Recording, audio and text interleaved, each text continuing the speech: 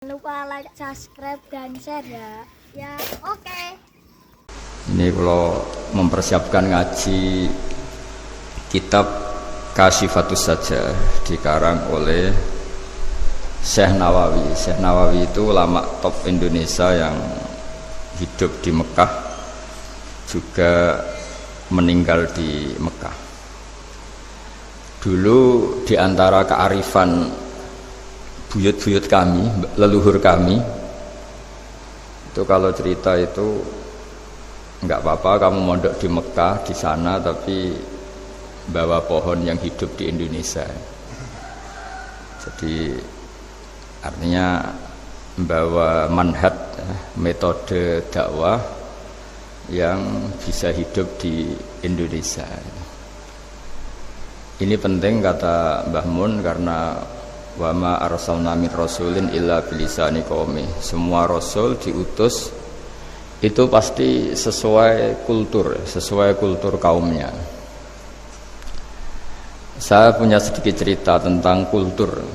Kultur itu nilai yang disepakati masyarakat, meskipun persepsi itu salah. Saya cerita sedikit tentang keunikan kultur. Nabi Yunus itu nabi. Di mana-mana Nabi itu mengajak ke tauhid, ajaran yang benar. Dan dulu Nabi itu nggak punya polisi, nggak punya densus, jadi nggak bisa Nabi nyuruh yang nggak setuju tangkap, itu nggak bisa. Tapi punya Tuhan. Jadi kalau yang tidak percaya dakwahnya itu ancamannya azab. Dulu itu nggak ada polisi, nggak ada pengadilan, sehingga kalau ada kesalahan itu ancamannya itu akan turun apa?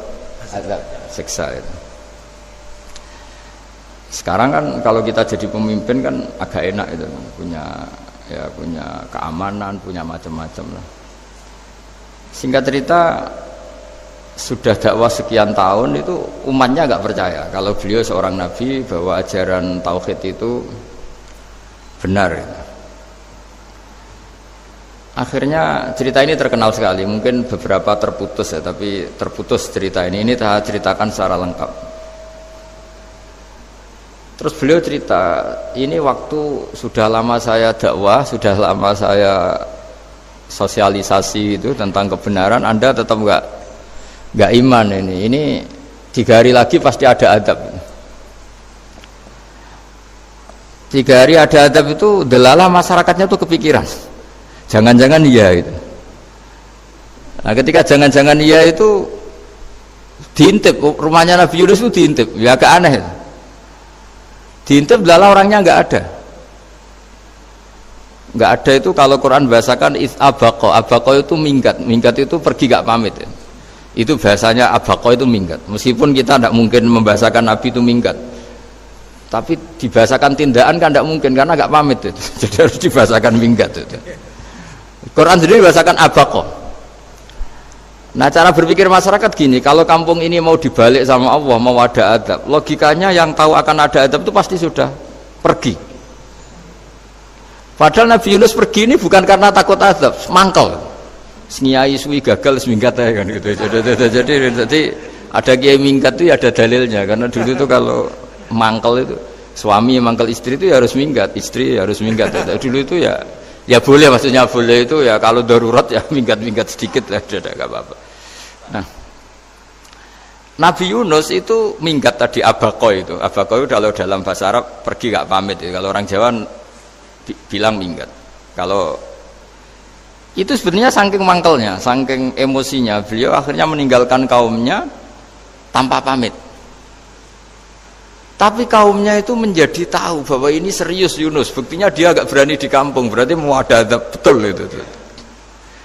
Dan efek positif dari teori itu, teori kultur tadi, kalau ada adab pasti dia pertama yang lari. Kayak dukun itu, kenapa kita tidak percaya dukun nomor itu kan paling yang minta nomor dulu ada SDSB itu, forecast itu kan paling salam template-nya kan 100.000, padahal dulu forecast itu berapa kalau menang?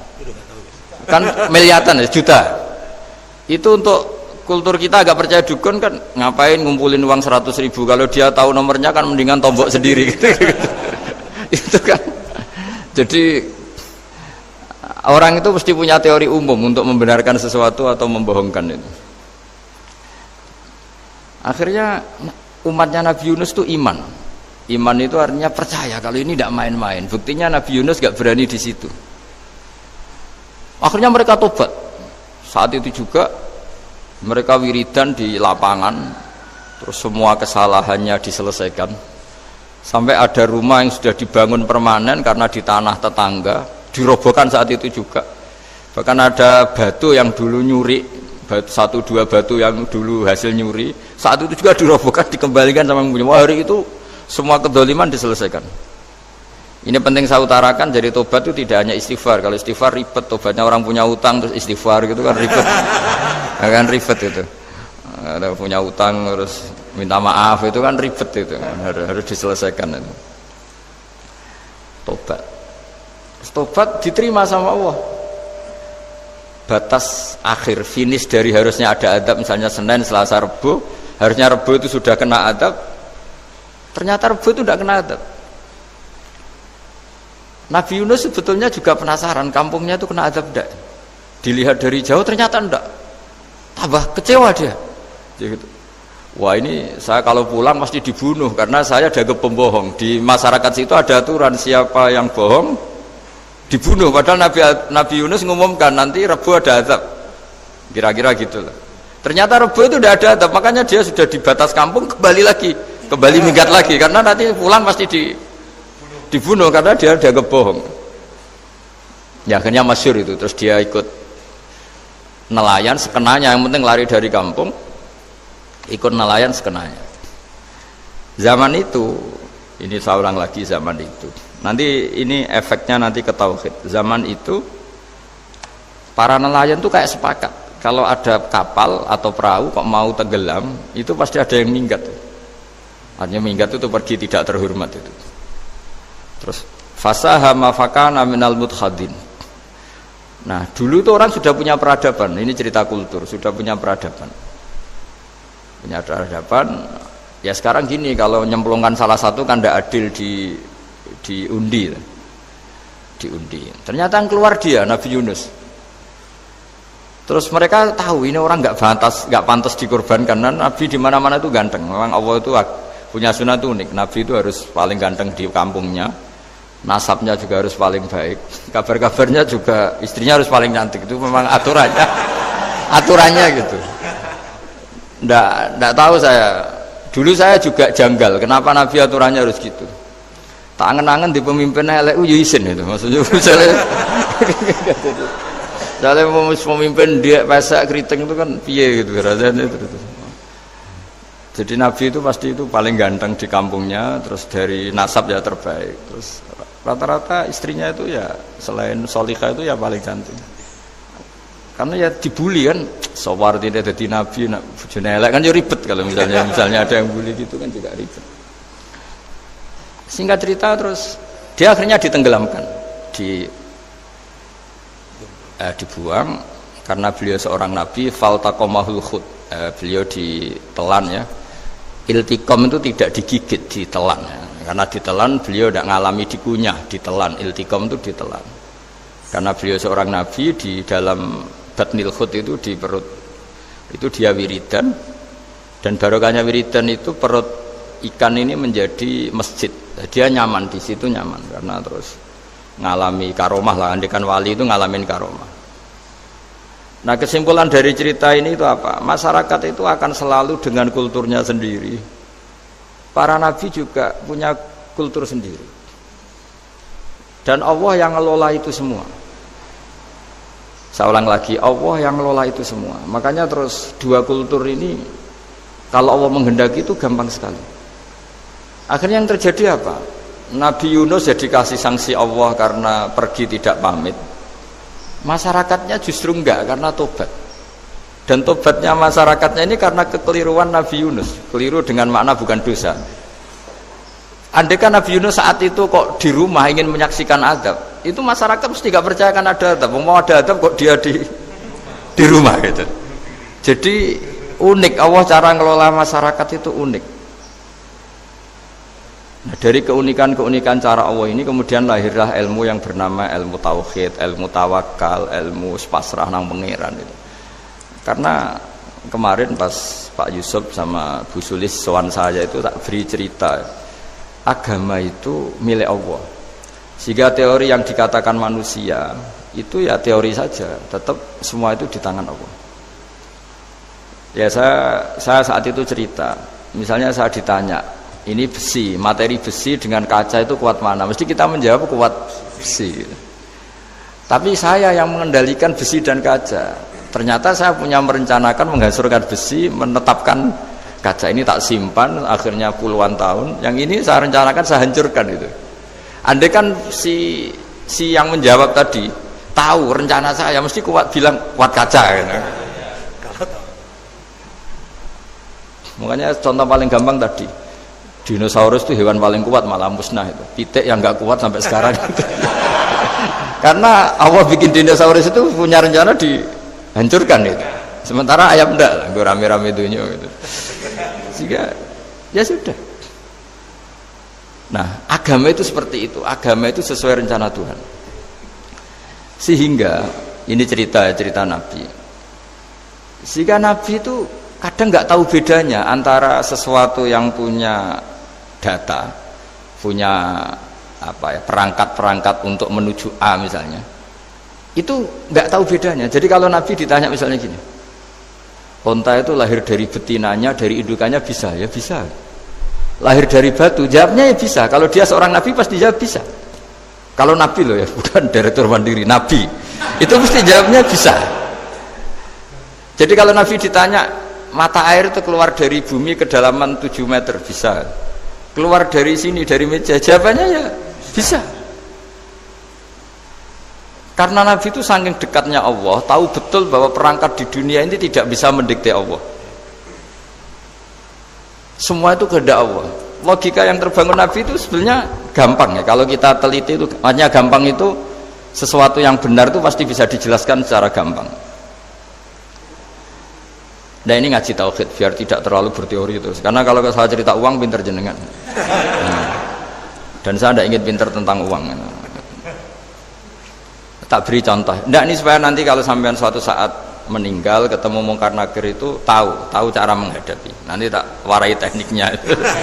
Tak warai tekniknya itu. Bocorannya tadi.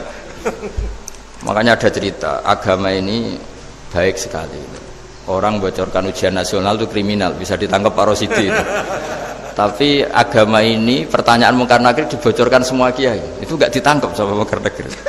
Harusnya kan rugi karena ini pertanyaan, tapi semua kiai kan sudah membocorkan. Nanti pertanyaannya di kuburan itu man rabbuka, Tuhanmu siapa, agamamu apa. Itu kan sudah dibocorkan, tapi itu nggak dianggap kriminal. Sementara kita sekolah SD, sekolah SMP bocorkan soal itu dianggap kriminal. Padahal kalau harusnya boleh. Maksudnya kalau menuruti teori itu harusnya boleh kan. Wong pertanyaan mungkar nakir saja dibocorkan kan? Ada dasarnya kan? Ya tapi kan tidak ada itu. Harusnya boleh. Tapi kan terus jadi nggak ujian kalau apa? Kalau dibocorkan itu. Tidak ada itu. Harusnya boleh. Tapi kan terus jadi nggak ujian kalau apa? Kalau dibocorkan jadi dibocorkan.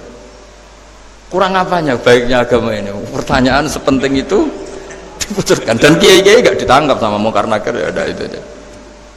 Saya ulang lagi ya supaya kita ingat fitrah salimah. Soal Anda modern monggo lah, tapi saya sebagai kiai akan ngajari kalian tentang fitrah salimah. Jadi kalau kamu itu benar-benar beragama, ini misalnya kertas, ini lempengan baja. Kalau kamu beragama, ya terserah jenengan. Karena bisa saja, ya terserah jenengan. Karena bisa saja kertas ini arsip nasional. Baja ini tak niatkan, tak luluhkan, tak hancurkan. Sehingga kalau kita ngomong ya secara materi harus ditambahi, secara materi kuat baja ya Allah, tapi secara substansi jenengan ya terserah jenengan monggo. Nah di sini yang mulai orang lupa itu karena selalu menjawab pasti kuat baja. Kata pasti ini yang akhirnya orang menghilangkan teori beragama. Berdasar logika. Nah akhirnya para nabi, para wali itu ditanya. Saya punya kitab karangannya Abdul Hamid, orang alim. Kitab itu dulu saya ngaji lama sekali, sampai sekarang saya pelajarin. manusia itu dijebak hukum adat, padahal adat itu ya tidak terlibat. Misalnya kalau ada telur jadi ayam normal gitu. Ya tadi indukan unta melahirkan unta normal itu, indukan sapi melahirkan sapi normal. Tapi kalau para nabi itu bilang ya nggak normal, nggak normal artinya tetap ada kekuatan Tuhan. Indukan unta tahu apa tentang unta? Dia punya kekuatan apa? Bisa melahirkan unta, bisa menciptakan unta di perutnya, bisa ada jantungnya, ada paru-parunya, ada ususnya. Dia bisa apa? Di situ ada tangan Tuhan itu. Karena para nabi cara berpikir gitu, melihat tembok ya sama. Tembok sama indukan unta itu sama, sama-sama mungkin mengeluarkan unta. Sehingga ketika Nabi Soleh ditanya, bukti apa kekuasaan Tuhanmu? Apa bisa mengeluarkan unta dari batu besar ini? Jawabannya Nabi Soleh ya bisa, ya bisa. Dan mukjizatnya Nabi Soleh masyhur itu, keluarlah unta dari batu. Karena secara teori ya tadi, coba unta indukan itu apa seorang profesor, apa seorang ilmuwan sehingga bisa menciptakan anaknya itu. Apa dia terlibat dalam menciptakan jantungnya, paru-parunya, ususnya? Kan enggak juga. Telur bisa apa coba? Gobloknya bukan main telur itu kan. Tapi bisa mengeluarkan ayam, dia bisa apa? Nah, para nabi, para wali itu tahu semuanya itu kekuasaannya Allah. Nah, kalau karena kekuasaan Allah, bedanya apa dengan tembok? Makanya Nabi Muhammad ketika di padang pasir, semua sahabat bingung, nggak ada air, ya Nabi santai aja. Ini gimana Nabi nggak ada air, nanti orang mati kehausan. Nabi ya santai aja. Kamu ingin air katanya? Iya. Terus Nabi nunjuk apa itu ya sudah, terus ada air. Ada yang keluar dari jemarinya, ada, karena Nabi itu nggak tahu bedanya antara ini mungkin dan tidak mungkin, tuh nggak tahunya itu ya semuanya itu Allah. Kalau kamu kan nggak, wah daerah gini nggak mungkin ada air, ini kan padang pasir, air itu biasanya di daerah hutan gini, malah berteori macam-macam, seakan-akan tidak ada Tuhan. Jadi kalau orang nggak bakat wali pasti berpikirnya gitu. Makanya nggak wali-wali itu memang nggak bakat, karena itu kan artinya menafikan kekuasaannya Allah kan, seakan-akan Allah tidak mampu bikin air di situ. Tapi kalau Nabi santai aja. Makanya Nabi Ibrahim ketika mau dibakar ya santai aja. Menurut beliau api bisa apa? Jadi itu meskipun hukum adat itu ya selalu berjalan. Normalnya api yang membakar, di padang pasir normalnya ya nggak ada air, normalnya batu ya nggak mengeluarkan unta. Tapi kamu jangan terjebak oleh keseharian yang Anda lihat. Tetap di balik itu ada kekuasaannya Allah Subhanahu wa ta'ala. Nah, ini yang namanya iman. Dengan iman seperti itu nanti ketika kita mati itu ya santai saja. Ketika kita hidup ya tidak tahu oksigen itu apa masuk ke tubuh kita, sistemnya kayak apa, jantung kita ada ikut bikin, paru-paru kita. Artinya zaman kita hidup pun sebenarnya kita tidak bisa ngelola kehidupan, itu tidak bisa. Nah, kalau sama nggak bisa, nanti setelah mati juga tidak bisa. Ya sudah, ketika kita hidup yang ngelola juga Allah, ketika mati juga yang ngelola. Bedanya apa? Nah, ini di sini terus kita dilatih, inna sholati wa nusuki wa mahyaya wa mamati lillahi rabbil alamin. Tapi kenapa kita ragu terhadap kehidupan setelah kematian? Karena ketika kita hidup seakan-akan kita tahu cara hidup. Makanya Allah itu tersinggung betul ketika ada orang merasa bisa ngelola cara hidupnya. Makanya kata Allah, kalau gojlok orang-orang yang kepedean itu, kalau kamu top, mbok jangan mati. Itu falaula in kuntum ghaira madinin tarji'unaha in kuntum shadiqin. Kalau kamu merasa top itu jangan mati. Di mana-mana mati itu tidak top. Falaula idza balaghatil hulqum wa antum khina idzin tanzurun. Mbok ketika nyawa kamu sudah sampai kerongkongan, kamu tarik lagi supaya kamu tidak mati. Mati itu tidak top loh. Katanya kamu top kok mati. Jangan mati. Kalau top itu jangan mati, jangan miskin, jangan tua, jangan jadi jelek, pokoknya top terus gitu. Itu digojol sama Allah.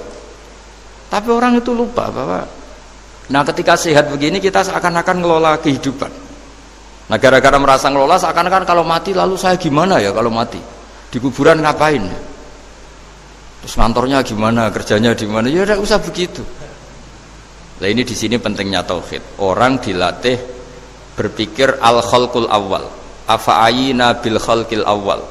Kalau dalam bahasa Yasin disebut kul yuhyihal ladzi ansha'aha awwala marrah. Jadi agama itu orang dilatih membayangkan pertama hubungan kita dengan Allah. Misalnya manusia pertama itu siapa? Adam. Adam bisa berpikir, bisa berlogika, bisa jalan-jalan, bisa macam-macam. Tapi andaikan Anda jadi Nabi Adam, mesti melihat kekuasaannya Allah itu begitu nyata, karena saya materinya dari tanah, ternyata saya bisa berpikir.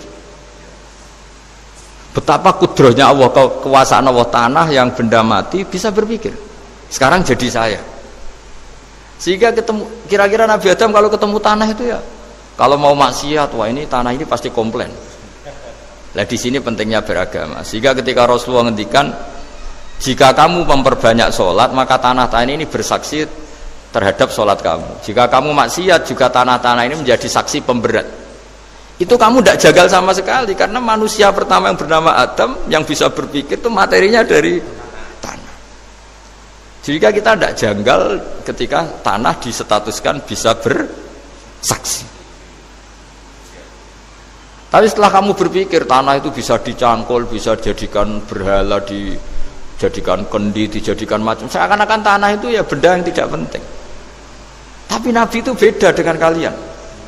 Nabi tahu betul tanah ini makhluk Allah yang bisa berpikir. Sehingga Nabi yang ngendikan, kalau kamu sholat sunat atau beribadah sebaiknya jangan di tempat yang sama, biar yang menyaksikan kamu sholat itu banyak. Kita mungkin kan masa bumi bisa bersaksi, tapi andaikan Anda Nabi Adam itu tidak akan janggal seperti itu, karena dia tahu materinya dari tanah dan ternyata jadi mata yang bisa melihat, jadi telinga yang bisa mendengar. Makanya Allah selalu mengingatkan, ingatlah al-khalqil awal, afayina bil khalqil awal. Karena khalqil awal ini yang menjadikan apa? Fitrah beragama yang baik. Sehingga ketika orang Yahudi bilang nggak mungkin Nabi Isa itu nggak anak zina, wong ibu kok tanpa bapak, anak kok hanya ada ibu tanpa bapak. Allah cara menjawab, inna masalah Isa intawoy kamasali Adam. Jika kamu protes ada Isa karena tanpa bapak, ya protes dengan Nabi Adam, tanpa ibu tanpa bapak. Nah, ini diingatkan al-khalqil awal. Makanya Yasin bilang, kul yuhyihalladzi ansha'aha awwalamar. Awal-amar itu kamu harus berpikir ketika hubungan kamu sendiri dengan Allah zaman sebelum ada semua. Jadi misalnya alam raya ini, bumi sebesar ini, masa suatu saat terus hilang, hancur, nggak berbekas. Ingat saja, bumi ini mulai dulu ya nggak ada. Diadakan oleh kekuatan besar yang super ada, yaitu Allah Subhanahu wa Ta'ala. Nah di sini kenapa faham-faham ateis itu hilang di dunia. Meskipun ada itu karena saking mungkin kurang peradaban. Makanya guru-guru kita mulai zaman Nabi Adam sampai sekarang itu cara berpikir sederhana. Bumi ini kadung ada. Di mana-mana sesuatu yang ada pasti disebabkan yang lebih ada. Kan nggak mungkin bumi yang ada kemudian penciptanya itu udah ada. Itu kan ngajak goblok bareng gitu kira-kira gitu. Sesuatu yang ada disebabkan oleh sesuatu yang tiada. Maka guru-guru kita ngajari, pertama sifat Allah itu wujud. Karena ini wujud super atau kausa prima, terus kiai bilang wajibil wujud. Wajibil wujud terjemahan bebasnya ya wujud super.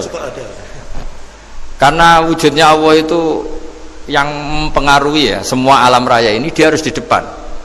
Masa yang menciptakan di belakang. Makanya terus disifati qadim. Qadim itu harus lebih dulu atau awal. Makanya ketika Fir'aun ngaku Tuhan itu cara membatalkan Nabi Musa itu sederhana. Kalau kamu Tuhan berarti baba kamu nggak ada Tuhan karena Tuhannya terlambat datang. Itu langsung. Oh iya ya, kalau ya kan berarti babanya dia tanpa Tuhan, kan Tuhannya baru kemarin. Aktenya baru diurus, aktenya baru diurus itu Tuhannya. Makanya Fir'aun itu akhirnya Nabi Musa punya pengaruh besar di kalangan punggawa Fir'aun. Karena ketika debat terbuka itu punggawanya dengar. Akhirnya mereka iman sama Nabi Musa. Ini disebut wa qala rajulun mu'minun min ali fir'auna yaktumu imana. Banyak yang diam-diam ini iman karena logika Fir'aun jadi Tuhan itu nggak masuk akal. Yang benar adalah Tuhannya Nabi Musa. Nah orang-orang ini itu ya dibilang nggak loyal ya pokoknya dia iman. Dan dia juga yang ikut rapat. Besok Musa tangkap. Karena mereka sudah iman sama Musa, terus sebelum eksekusi itu datang, ini datang ke Musa. Tadi malam saya ikut rapat, keputusannya Anda ditangkap mau dibunuh, jangan lari saja dulu kan. Jadi kan nggak bisa disebut pengkhianatan, kan ini orang baik. Jadi malamnya ikut rapat, besok Musa tangkap bunuh. Iya, Nabi Musa paginya sebelum di itu, Musa, saya nanti malam ikut rapat dan keputusannya Anda ditangkap, dibunuh, kamu lari aja sekarang. Nah, kenapa iman? Karena logika yang dibangun Nabi Musa. Makanya ciri utama kebenaran itu bal naqdhifu bil haqqi 'alal batil fayadmaghuhu fa idza huwa zahid. Kebenaran sejati itu boleh diuji di mana saja. Dan Anda tidak usah khawatir kebenaran sejati itu kalah. Pasti menang. Kalau kebenaran itu kebenaran sejati pasti menang. Ya, di sini terus ada ulama-ulama kayak banyak lah, termasuk di Indonesia kayak Pak Quraisy Shihab, kayak yang nyaman saja anak-anaknya di luar negeri karena merasa kebenaran sejati itu tidak akan kalah. Sehingga ketika ada negara yang begitu maju, saya pernah ditanya sama orang yang kuliah di Inggris, di Swiss, Gus, saya ini kan orang Indonesia tapi pengagum negara Swiss, Swedia, negara di sana itu makmur, terus tertib, bagaimana saya tetap mencintai Islam yang secara lahir itu kadang-kadang beberapa negara Islam itu kacau. Ada seorang mahasiswa tanya gitu, dia tanya cara ingat Allah, ya membela Islam kira-kira gitu.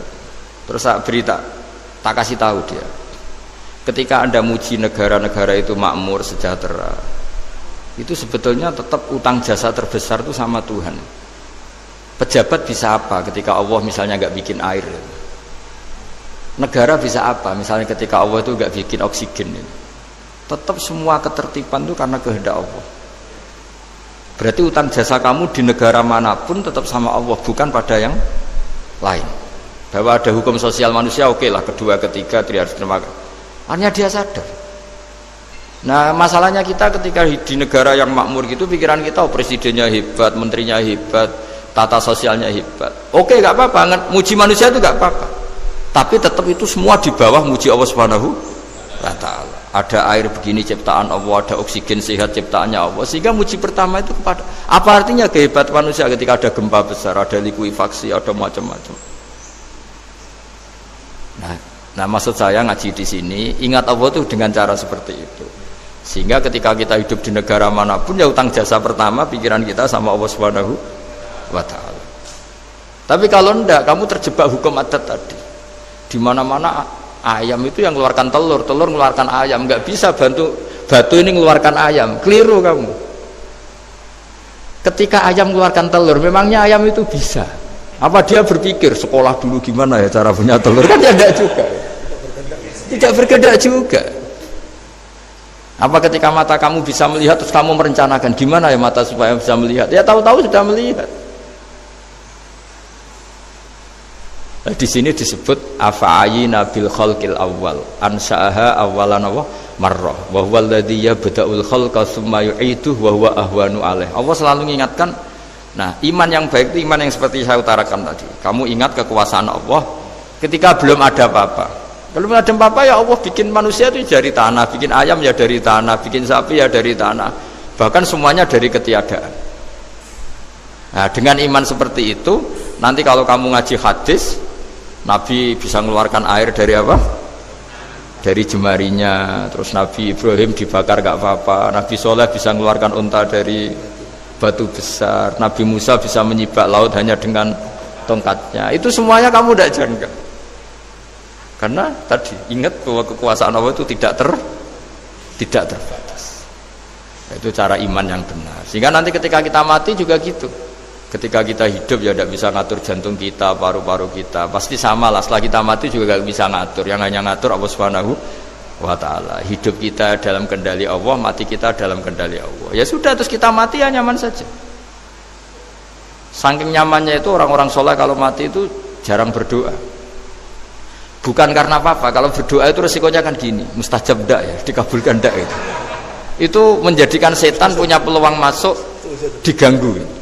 Makanya ajarannya Nabi, mangkana akhiru kalamihi la ilaha illallah wa fi riwayatin Allah dakhalal jannah. Jadi kalau mau mati bersaksi saja, sudah ini enggak saatnya berdoa, saatnya bersaksi. Makanya hanya disuruh bilang Allah, Allah, Allah.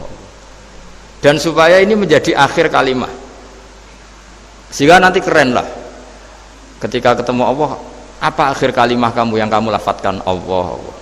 Sehingga di kitab-kitab diterangkan, ketika orang tua kamu mau mati sudah bilang Allah, jangan tanya catatan hutang di mana ya, tabungannya di mana ya, terakhir jawab mandiri terus mati lah. Gak boleh ditanya lagi. Sekali ditanya nanti akhir kalimatnya mandiri. Nah, itu nggak boleh. Jadi sekali sudah bilang Allah jangan ditanya lagi. Pak tabungannya di bank mana, nggak boleh. Bahayanya sekali jawab mandiri terus mati berarti akhir kalimatnya itu ya mandiri. Makanya harus akhir. Jangan nanti statusnya itu mangkana akhiru kalami, memang akhir dari yang dikatakan itu kata Allah.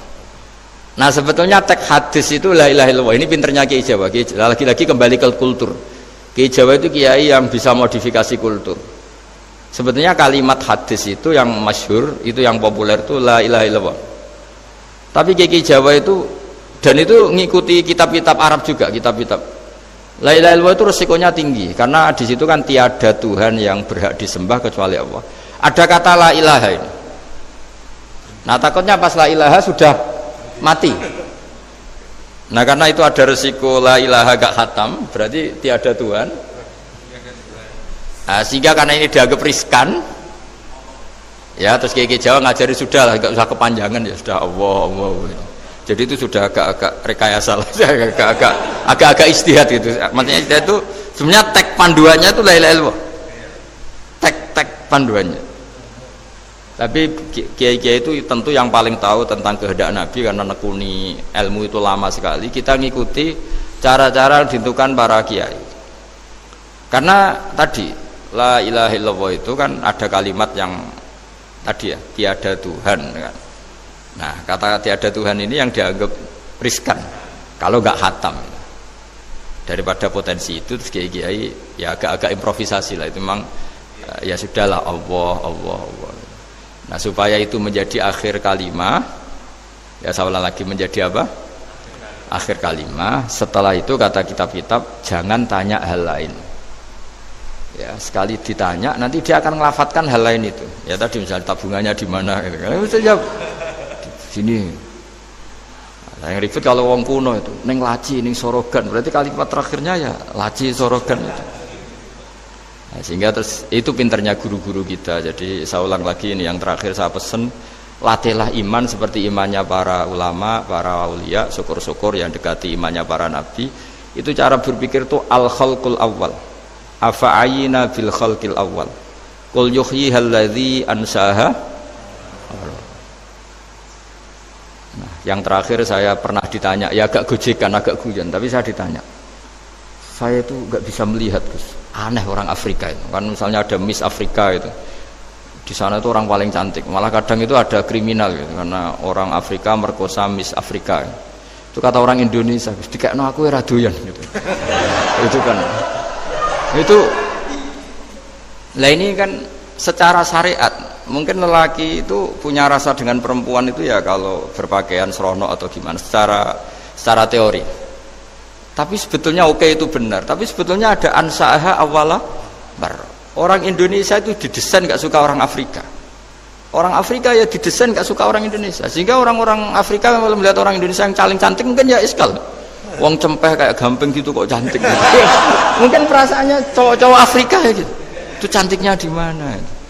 Orang Indonesia kebalik kan? Kalau cowok-cowok Indonesia ngelihat Miss Afrika itu cantiknya itu nangdi gitu.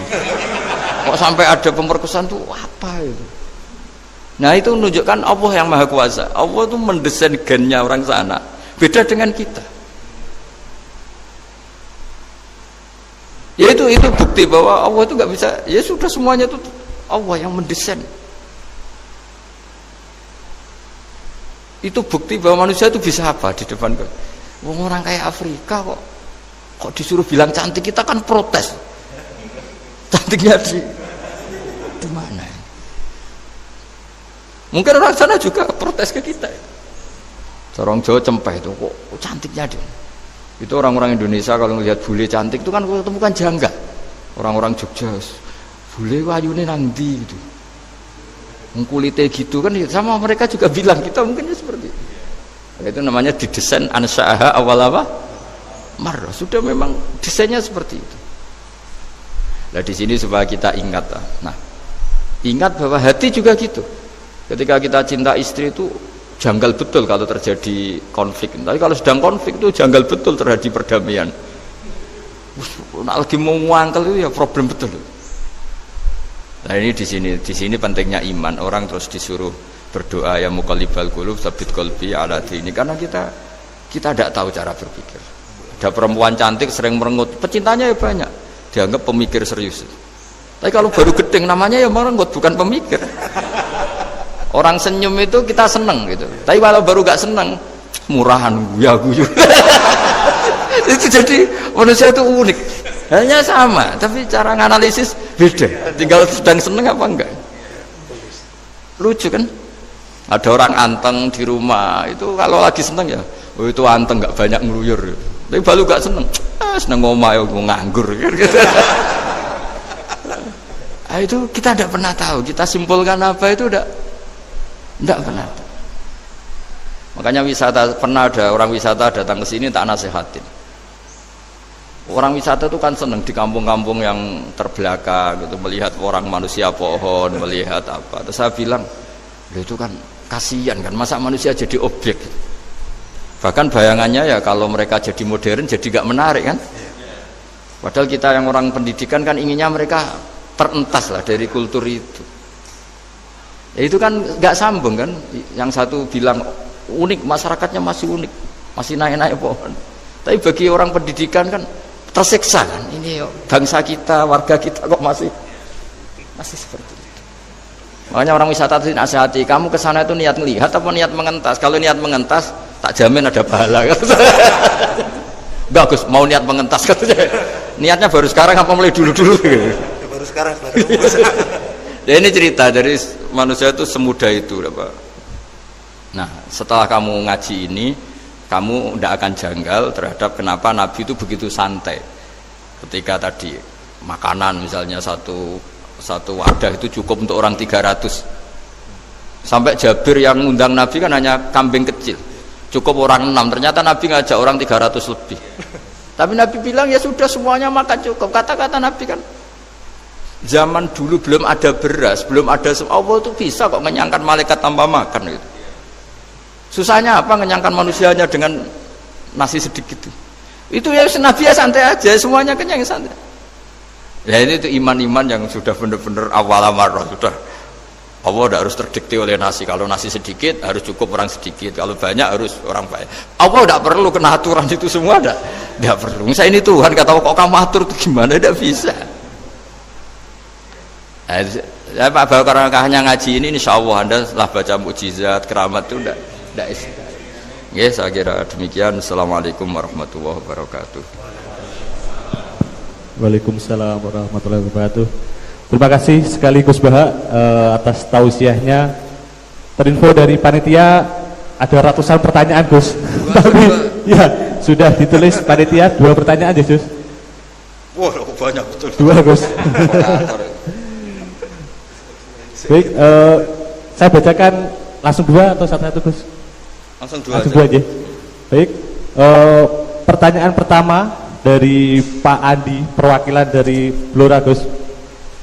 Perkembangan sekarang ini banyak penceramah yang muncul, namun terkadang terjadi perbedaan pendapat di antara mereka, sehingga umat yang baru belajar agama seperti kaum milenial menjadi bingung harus mengikuti pendapat ulama yang mana.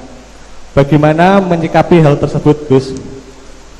Pertanyaan pertama. Pertanyaan kedua dari area Solo Gus, dari Ahmadi Nugroho. Bagaimana cara kita berbakti kepada orang tua yang sudah meninggal, di mana semasa hidup orang tua kita pernah meninggalkan sholat? Pernah meninggalkan sholat? Ya. Kalau sering itu. Pertanyaannya, apa yang harus dan sebaiknya kita lakukan sebagai anak Gus?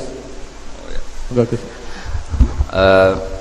Yang ngaji di sini itu banyak ya, mulai yang nekuni bisnis apa saja lah, termasuk yang di Grab ya, termasuk Pak Polisi kadang yang ngaji terus ya nggak apa-apa. Dan semua saya itu termasuk kiai yang nggak pati suka ada pertanyaan, bukan karena apa ya, makanya tak batasi 2. Karena pertanyaan itu biasanya itu dipikir dari rumah, terus tema yang pokok itu gak pati dirungokno, sementing kok iso takok. Iya. Sehingga itu ya. Ini lama-lama yang janda tanya, caranya dapat jodoh kan ribet nanti itu. Makanya ya, tapi ya seneng saya ada pertanyaan ya seneng. Cuma kenapa saya tidak membuka terbuka karena tema kita kan kiai ya, kiai itu kayak dokter, tahu misalnya saya tadi tema itu supaya orang itu tauhidnya kokoh dengan karena zaman akhir itu yang paling mengkhawatirkan itu apa? Tauhid gitu. Tapi kalau tanya ini diberi hak, itu orang kan sudah punya pikiran sendiri mau ditanyakan, padahal itu subjektivitas dia. Sehingga tanya ya sudah sekadar. Tapi ya nggak apa-apa, tetap saya senang. Cuma nggak boleh banyak-banyak. 2 itu sudah kebanyakan. Yang kedua tak jawab serius. Ketika kita punya orang tua yang punya hutang, itu yang dibahas Nabi itu hutang dulu. Itu karena hak adami. Hak adami itu tuntutan. Jadi kalau dalam kitab fikih itu ada istilah haqqullah mabniun alal musamahah wa haqqul adami mabniun alal musyahah. Jadi kalau hak Allah itu Allah lebih rileks. Karena Allah itu tidak butuh disembah, tidak butuh dipuja-puja. Allah sudah terlalu besar. Al-Qayyum sudah besar sendiri. Sehingga Allah itu mudah, ngabaikan haknya itu mudah. Tapi kalau hak adami, bawaan manusia itu kalau hartanya dibawa orang itu ingat terus. Sehingga harus diselesaikan. Maka Nabi kalau mau mensolatkan jenazah tanya punya utang enggak. Tapi kalau orang itu misalnya apa ya, enggak sholat atau apa itu Nabi masih ringan. Yang ditanyakan imannya. Bukan berarti kita nyepelekan sholat enggak, tapi memang agama ini yang diprioritaskan itu hak adami. Sholat itu super penting, bukan penting lagi super penting. Makanya pertanyaan tadi tak teruskan dulu. Anak cucunya itu prioritas itu mikir utang dulu. Karena ini yang hak adami gitu. Ya. Nah, setelah utang itu selesai, baru dipikirkan menurut sebagian ulama, anak ini boleh mengkodoi sholat yang ditinggalkan orang tuanya. Atau dikafaroi, misalnya per sholat nilainya sekian terus dibayarkan ke fakir miskin. Nah, tapi pertanyaan seperti ini sepertinya mengganggu itu begini, takutnya jadi masif. Jadi masif itu gini, berhubung ada solusinya. Ini yang tanya orang mana tadi itu? Solo, ini orang Solo ini harus dikasih tahu. Berhubung ada solusinya, jangan-jangan kita yang kaya. Misalnya Pak Yusuf atau Bu Sulis kaya. Nak punya tabungan, nak saya tidak usah sholat ya, nanti gampang. Karena per sholatnya kan nilainya hanya sekian gitu. Umur saya kan paling tinggal berapa, itu cukup lah apa? Iya cukup untuk mengganti, itu kan ribet. Makanya solusi itu ya kadang tidak baik, karena nanti dipakai saya naik dewi. Makanya dulu itu terkenal ada guyonan, seorang kiai ditanya, ini guyonan nyata. Pak Kiai, katanya Kiai itu orang suci, tapi kadang-kadang kok maksiat juga. Si Kiai ini jawabnya ngawur sekali. Justru yang boleh maksiat tuh Kiai, kamu nggak boleh. Terus, kenapa Pak Kiai? Dia tahu caranya tobat, kamu nggak tahu. Kacau kan? Jadi yang melanggar hukum itu kan yang pakar hukum. Tahu itu. Tahu ilmunya. Cara melanggar tapi nggak bisa dipidanakan itu. Punya penghapusnya Gus ya? Ya punya penghapusnya, itu kan ribet. Artinya gini ya, yang orang Solo tadi, kalau kadung terjadi orang tua kita tidak sholat, saya ulang, kalau kadung terjadi orang tua kita tidak sholat atau pernah meninggalkan sholat, kita sebagai kiai itu punya cara supaya yang untung itu fakir miskin. Misalnya kita fatwa dikasih fidyah atau fida atau apa, tapi ini bukan cara yang jadi solusi, karena takutnya nanti jadi gerakan masif tadi. Gerakan tidak usah sholat diganti, ya itu kan ceribet jadi.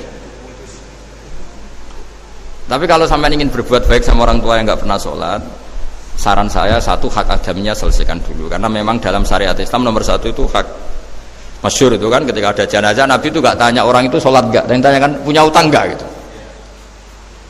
Sehingga kalau di kampung-kampung di mana-mana kalau ngelepas jenazah kan, kalau ada hak adami diambil alih keluarga supaya mayit ini ketemu Allah tanpa ada hak adami kan gitu, semuanya kan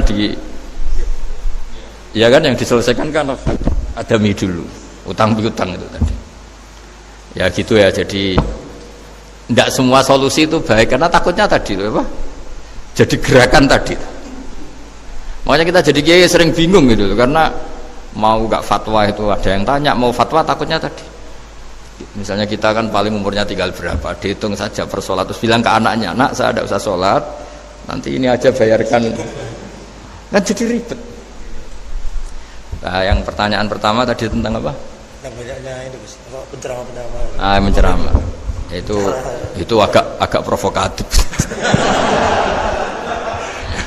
Beda itu ada dua, beda karena bodoh. Nah, itu memang harus kita tinggalkan. Yang beda karena bodoh.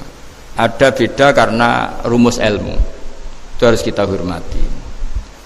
Saya punya sekian bukti beda ya kalau karena bodoh tentu kita tinggalkan. Tapi kalau karena rumus ilmu yang beda, misalnya gini. Saya kiai yang lama di kota. Saya akan lama kerja di Jogja. Mungkin perasaannya orang kota itu kalau ketemu tetangga, misalnya saya kiai. Udahlah kalau ketemu tetangga itu gak usah tanya. Ya kalau ketemu biasa aja, gak usah tanya, gak usah ramah, biasa aja. Itu mungkin bagus nasihat itu di kota, karena kalau di kota itu ketemu tonggo takok badhe tempundi mau kemana itu ganggu privasi. Sehingga bagian dari kebaikan baik sama tetangga ya jangan tanya, karena itu ganggu apa? Privasi. Tapi kalau di kampung dianggap sombong kan nggak tanya. Nah hal-hal seperti ini itu perbedaan karena ilmu. Memang di kota kulturnya seperti itu, di kampung seperti ini. Nah itu bukan perbedaan karena kondisi muqtadul hal. Memang kondisinya berbeda. Ya kondisinya apa? Berbeda. Misalnya saya sebagai kiai kan bayangkan kiai itu suka lah ngaji ibadah. Terus kamu karena orang kota sukanya pizza terus Gus kesini Gus saya naik makan pizza bareng kan saya malah terganggu. Kamu niatnya hormat tapi ganggu karena nah. Sehingga dulu sahabat, ini cerita sahabat, ada sahabat yang ditanya tabiin itu generasi setelah sahabat. Sifli wajah Rasulillah, tolong jelaskan ke kami wajah Rasulillah Shallallahu Alaihi Wasallam. Ini sahabatnya nangis. Oh maaf sekali, saya tuh gak pernah melihat wajahnya Nabi meskipun saya berpuluh-puluh tahun jadi sahabat. Juga gak pernah sowan Nabi. Saya sering jamaah sama beliau. Ditanya kenapa? Saya itu sungkan. Beliau terlalu wibawa. Jadi bentuk penghormatan sahabat ini kepada Nabi justru gak berani melihat wajahnya. Dan bukti penghormatan pada Nabi dia gak pernah sowan. Nabi itu punya anak, punya istri, punya cucu. Kalau sowan tuh ganggu. Jika dia cara berpikir ya itu bentuk hormatnya. Ya itu ya sah saja dia cara berpikir ditakdir begitu. Tapi ada beberapa sahabat yang justru saking cintanya sering melihat wajah Nabi, sering sowan Nabi. Itu haknya dia cara berpikir begitu. Nah kira-kira seperti itu. Jadi perbedaan itu ada dua. Ada yang karena bodoh, itu tidak kita ikuti. Tapi ada perbedaan karena pengetahuan. Ya kalau karena pengetahuan harus kita ikuti karena memang itu ya itu kan urusan sudut pandang. Dulu ketika Mekah dikuasai Sayyidina Umar, setelah Fathu Mekah dan Umar sudah kuat betul, itu banyak sahabat yang dulunya orang Mekah itu sama Umar disuratin, cobalah kembali ke Mekah. Di Mekah itu kamu sholat di Masjid Haram sebagaimana 1000 sholat. Sekarang Mekah aman milik kamu, silahkan kembali ke Mekah. Tapi jawabnya sahabat tuh nggak mau. Paling di Mekah hanya dapat pahala 1000 sholat. Tapi kalau mengislamkan orang di daerah-daerah pedalaman itu dakbul anbiya.